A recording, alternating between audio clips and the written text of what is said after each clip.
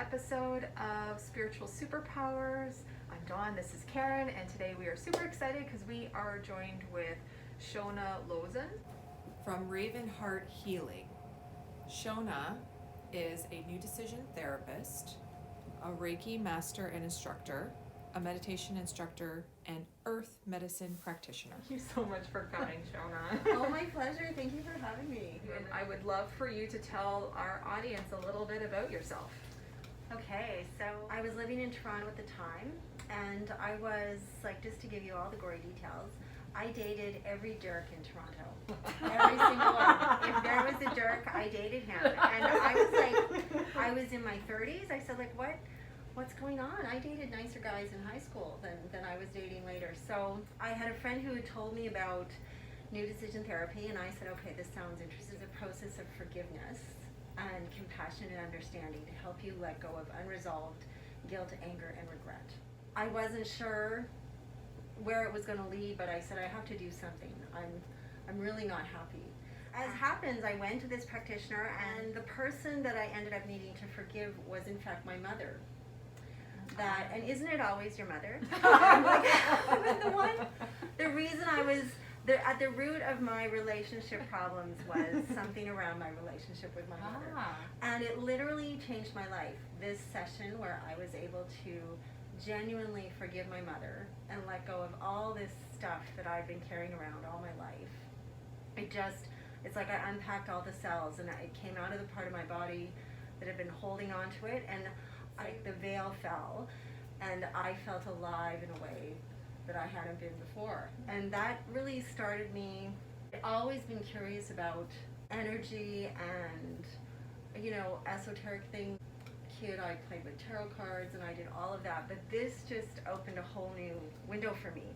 And shortly after that, I trained with my sister to be a Reiki master. I fell in love with a wonderful man and was able to, he was living in Caledon, and I moved up here, and I worked in the corporate world for many years in Calgary, which is my hometown, and then in Toronto. Sorry, I'm giving you like sort of the twisted, windy road, No, but it is great. the twisted, windy road. Right, it always is. It always is. is. I know many women especially get to a point in their lives where their corporate work, it wasn't satisfying me. I was spending hours commuting in and out of Toronto. I had 2 young children that I hardly ever saw, and I wasn't happy, and I didn't know how I got there, how I got to this point in my life where I was so unhappy and I felt trapped in this job and this sort of lifestyle. I had a very good friend say to me, Shona, life isn't something that happens to you. Like, you are in the driver's seat. Right. And you get to decide what road you're going to take. And I wasn't expecting this from this friend. I thought we were just meeting for a drink at Milestones, right? I'm like, oh my gosh. like, the clowns party. And like literally, Over a Bellini. Yeah, seriously, oh my gosh. Like, thank you. So from that moment on, I gave up my corporate career and, the income that went with it, and I found a job locally, and I could walk my girls to the bus and put them on the bus, and I was there to get them after school, and all this time opened up in my life. And I had what mattered. I knew that I had what mattered. I didn't have the things that I had been led to believe were important, by the culture. I had what mattered, and I was able to slow down and finally hear my own inner voice and inner wisdom, which said, you want to be a healer. You want to help people. You have this other skill over here that you've sort of put on the back burner, and this is what's really calling you. And I could finally hear it. And so then just slowly over several years, I just dismantled more and more of my old life, just took the risk and the leap, and I started my business, and I'm so happy. I'm so happy. That's good. Yeah, because I feel like I'm finally doing what I'm supposed to be doing. And I know that nothing's wasted, that all the experiences I had before in the corporate world and with my family and my, my daughters, and all of that was important. It was all part of the process. Mhm. Very good. And sometimes you have to, you know, get to a place where you're very unhappy, you know, almost hit rock bottom, make the change. But if you didn't have that phase in your life, you wouldn't appreciate the next phase quite as much. Right, exactly. Yeah. And really be able to be grateful for what you do have, or the risk you did take, right? You realized you took a risk. It's a risk to change your life or to try something totally different.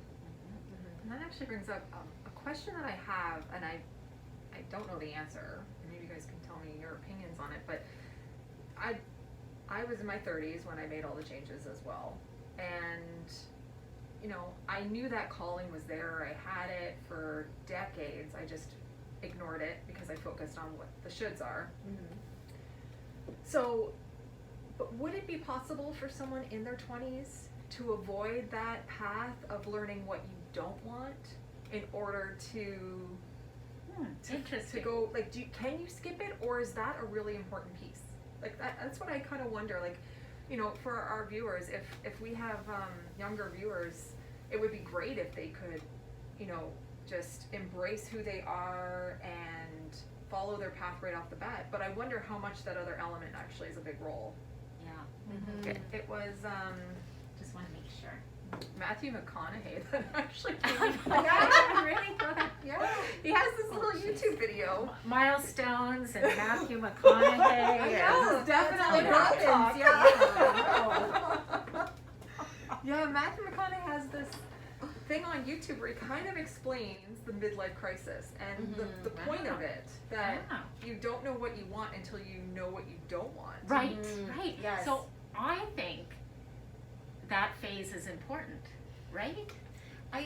Well, it might even be inevitable. Like the question, can you kind of bypass it, or can you embrace it sooner than your 30s or 40s or 50s? And you probably can, but I think when you're younger, like a teenager and into your 20s, you're still trying to figure out how you fit, right? How do I fit into the world and the culture and the expectations of my parents and the expectations that I go to university or I, you know, get a job, and like, so they're still trying to work that out. But I do think it's possible for some really aware or self-actualized 20-year-olds to reject it all, to say, no, I'm not doing that. I'm going to follow my bliss, or I'm going to do this thing that's really important to me, and I don't care what. Right off the bat. Yeah, and some of them do. So I'm if you're a sure. teenager or in your early 20s and watching this, you just go right to bliss. Yeah, you don't have to do it the long, hard way.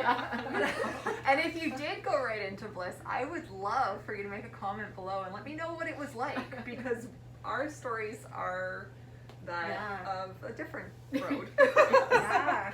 So They yeah, I'm are. kind of curious. Hopefully, yeah, you can just go right to bliss. Yeah, I think so. Well, how would our viewers get in touch with you if they wanted to reach out for some of your treatments? So they can definitely reach me by email, which is ravenhearthealing@gmail.com, or visit my website, ravenhearthealing.ca or .com. And I have, if they want to know more about me, I also offer a free 20 to 30 minute consultation call where we just talk and find out what they're interested in or what their needs are, and just make sure we're a good fit. And I'm happy to do that too.